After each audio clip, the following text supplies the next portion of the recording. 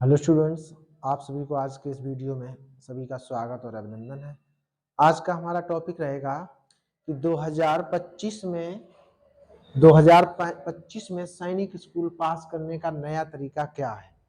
वो उसे जरा समझना होगा कि जो भी बच्चे 2025-26 में सैनिक स्कूल का एंट्रेंस एग्जाम देना चाहते हैं और सैनिक स्कूल में हमारा RIMC स्कूल, RMS स्कूल और ऑल इंडिया सैनिक स्कूल, यूपी सैनिक स्कूल, तो ये 4 टाइप्स के जो सैनिक स्कूल हैं, उन सभी स्कूलों में 2025 और 26 कहने का मतलब या दिसंबर में एग्जाम होगा तो 2025 कहेंगे, 2000 अगर जनवरी में होगा तो 2026 कहेंगे।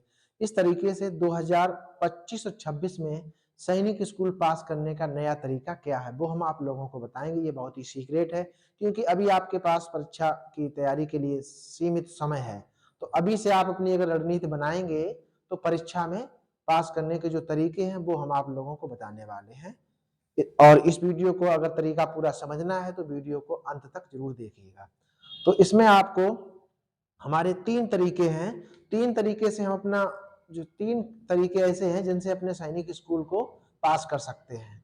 सबसे पहले हमें क्या काम करना है कि सैनिक स्कूल में पास करने के लिए हमें सबसे पहला काम करना है कि इसके प्रीवियस ईयर के 10 ईयर के आप जिस भी एग्जाम को दें, जैसे आप क्लास 6 में देना चाहते हैं या क्लास 9th में देना चाहते हैं या RIMC के क्लास 8th में एग्जाम देना चाहते हैं, इन सभी एग्जामों को देने के लिए आपको उसी एग्जाम के 10 ईयर के प्रीवियस ईयर क्वेश्चन पेपर को परचेज कर लें।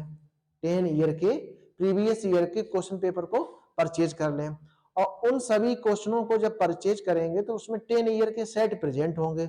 उन 10 ईयर्स के सेट में उन सभी को आप लोग थोड़ा डिस्कस करो कि किस ये वाला क्वेश्चन किस चैप्टर से आया, ये क्वेश्चन किस चैप्टर से आया।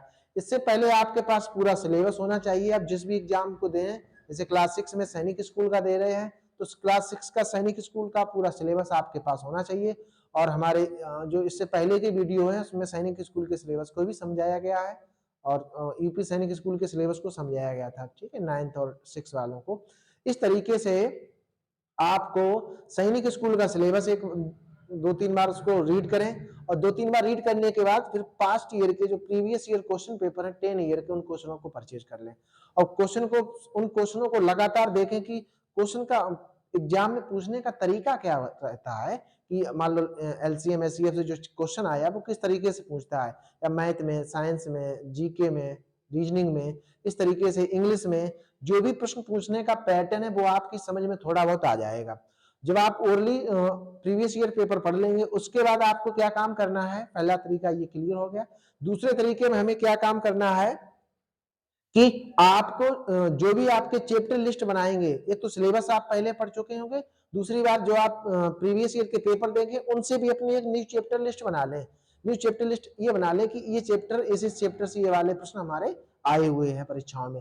तो उन चैप्टरों के लगभग जितने भी आपके पास कॉन्सेप्ट प्रेजेंट हों, बुकों में प्रेजेंट हों, और इससे पहले मैं वीडियो एक उससे भी बुक्स के रिलेटेड भी मैं बना चुका हूं, तो वो आप प्ले लिस्ट में जाके देख सकते हैं।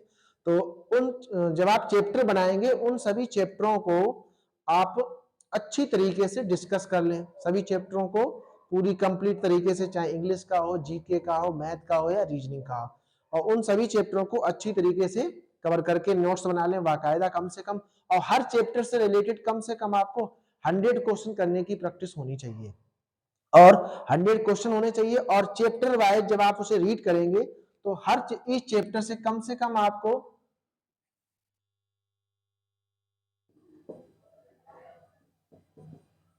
इस चैप्टर से आप मैथ लेंगे तो इस चैप्टर से मैथ में कम से कम आपको 20 कॉन्सेप्ट 20 कॉन्सेप्ट आपके क्लियर होने चाहिए। 20 कॉन्सेप्ट आपके क्लियर होने चाहिए हर चैप्टर से। तो इस तरीके से आप मैथ में ही सबसे ज्यादा समस्या रहती है क्योंकि बच्चों का मैथ पहले से वीक होता है, मैथ के लिए वहां पर एग्जाम में समय भी नहीं रहता। इस तरीके से तो आपको बात कुछ क्लियर हुई होगी कि आप लोग चैप्टर के उस चैप्टर को पूरी तरीके से रेडी कर लें। जैसे आपने साइंस में कोई चैप्टर रीड किया है तो साइंस में जब आप पास्ट ईयर क्वेश्चन पहले से ही देख चुके होंगे तो आपको पता लग जाएगा कि एग्जाम में पूछने का तरीका क्वेश्चन का यहाँ से यहाँ तक है। तो इस तरीके से उनके सभी क्वेश्चन को रीड कर लें जरा, ठीक है। इस तरीके से अपने नोट्स भी बाकायदा बनाते जाएं, प्रीवियस ईयर के पेपर को सोल्व करते जाएं, ठीक है।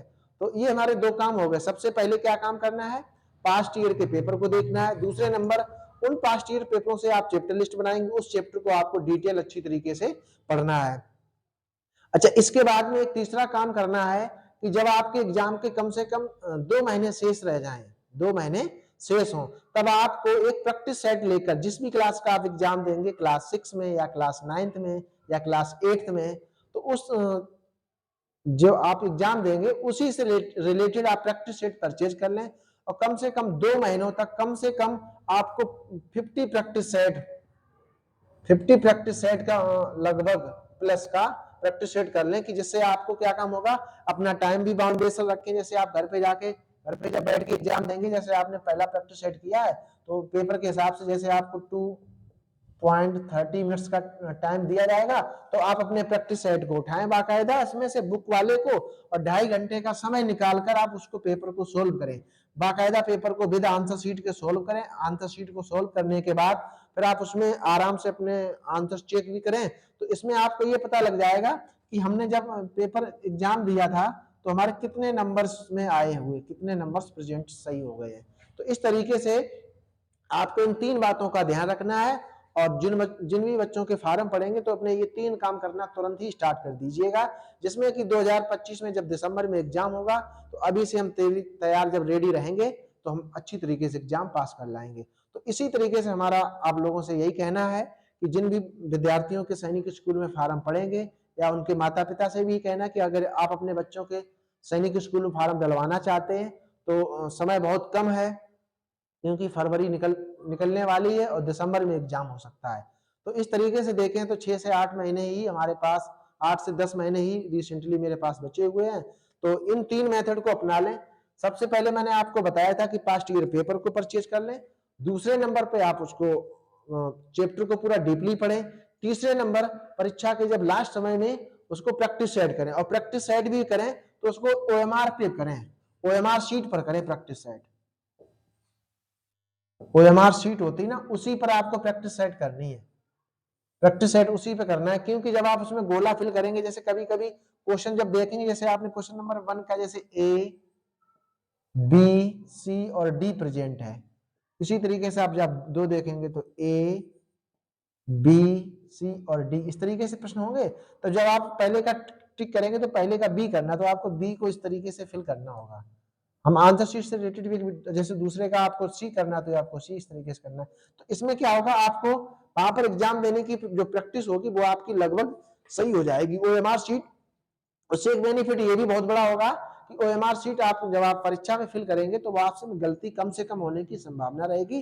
और इस तरीके से जब आप 50 प्रैक्टिस शीट के जब आप प्रैक्टिस कर चुके होंगे तो आपकी थोड़ा आंसर शीट फिल करने की बहुत ही अच्छी जानकारी होगी। तो इस तरीके से हमारा अगर वीडियो आप लोगों को अच्छा लगा है, तो अगर इस वीडियो को पहली बार और नए देख रहे हैं तो इस चैनल को, डीए टॉपर चैनल को सब्सक्राइब कर लें और वीडियो को लाइक कर लें। इस तरीके से हम नेक्स्ट वीडियो अपने एक नए टॉपिक के साथ लाएंगे, जिसमें आपको जानकारी को बहुत ही ज्यादा आगे बढ़ने की कोशिश मिलेगी। Thank you students.